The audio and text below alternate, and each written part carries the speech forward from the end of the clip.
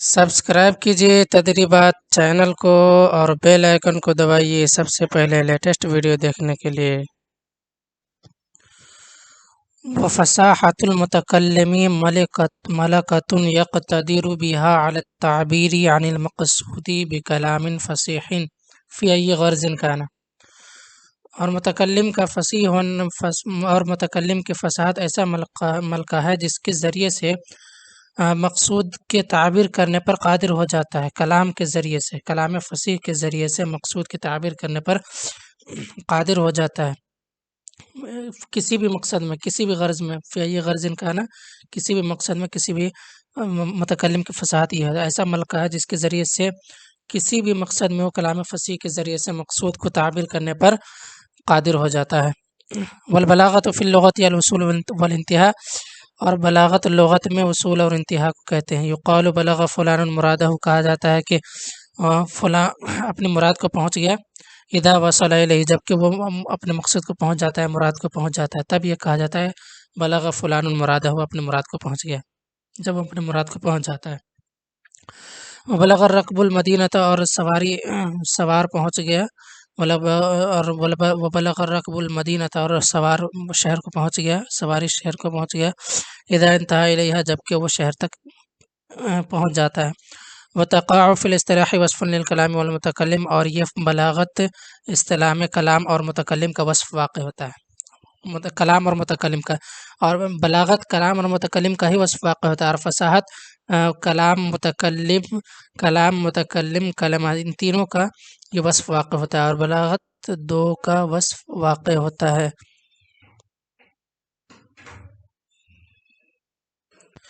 فبلاغت الکلام مطابقته لمقتضى الحال مع فصاحته، فبلاغت الکلام مطابقته لمقتضى الحال مع فصاحته، پھر بلاغت کلام کا بلاغت اس کا مطابقت ہونا ہے مقتضی حال کے، کلام کا مطابق ہونا ہے، اس کے موافق ہونا ہے، مقتضی حال کے موافق ہونا ہے کلام کا، مع فصاحته، کلام کے فصاحت کے ساتھ، کلام کے فصاحت کے ساتھ کا مقتضی حال کے مطابق ہونا ہے کلام کا، اسی کو کلام کا بلاغت کہتے ہیں۔ یعنی پھر سے دیکھیے، فبلاغت الکلام، کلام کا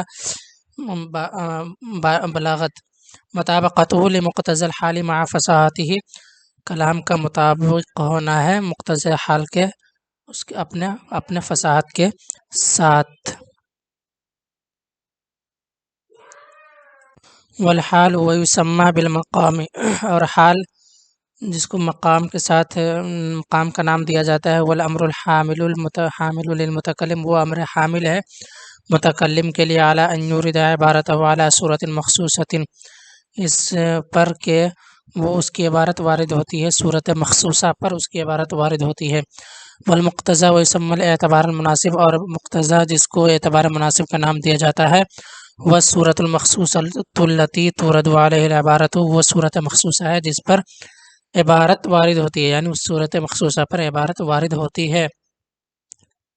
مثلا المدح حال يدعو لإيراد العبارة على صورة الإطناب، جیسے المدح یعنی تعریف، یہ ایک ایسا حال ہے جو مدعو کرتا ہے لإيراد العبارة على صورة الإطناب، عبارت کو لانے کا تقاضا کرتا ہے اطناب کی صورت پر، یعنی طویل صورت پر، یعنی طویل صورت پر، لمبائی کے ساتھ، لمبا چوڑا کر کے یہ تعریف عبارت لانے کا تقاضا کرتی ہے۔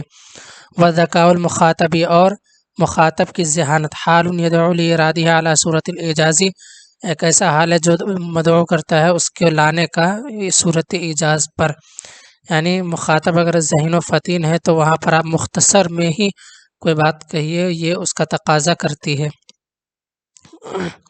فکل من المدح والذکاء حال، تو مدح اور ذکاء میں سے ہر ایک کیا ہے، حال ہے، یعنی حال واقع ہوتا ہے۔ وکل من الاطناب والاعجاز مقتضی، اور اطناب اور اعجاز میں سے ہر ایک کیا ہے، مقتضی ہے۔ یہ حال ہے، حال تقاضا کرتی ہے، یا جہاں پر اوپر پہلے کہا تھا مقتضی حال، تو مقتضی حال کا تقاضا کرتی ہے، مقتضی حال کے مطابق ہو فصاحت کے ساتھ، یعنی کلام کو فصاحت کے ساتھ کب لے کر آئیں گے، جب مقتضی حال کے مطابق، اور حال تو کیا ہوتا ہے، مدح اور زکا میں سے، مدح اور زکا یہ سب حال ہے، اور اتناب یعنی لمبائی کے ساتھ، یعنی اس کو تفصیل کے ساتھ بتانا، اور ایجاز یا مختصر کر کے بتانا، یہ سب مقتضا کہلاتا ہے۔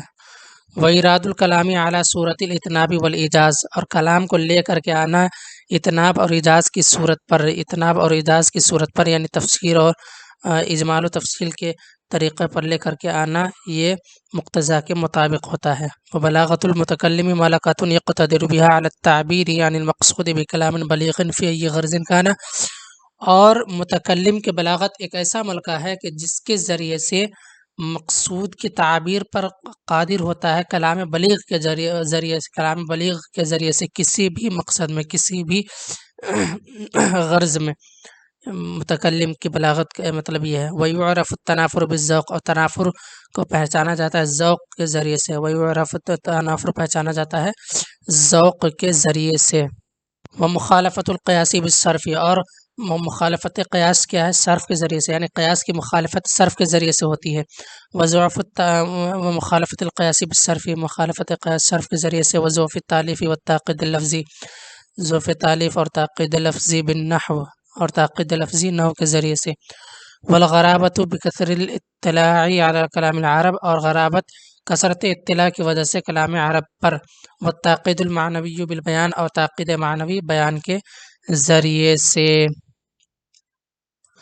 والاحوال و مقتضیاتها بالمعانی، اور احوال اور اس کے مقتضیات معانی کے ذریعے سے۔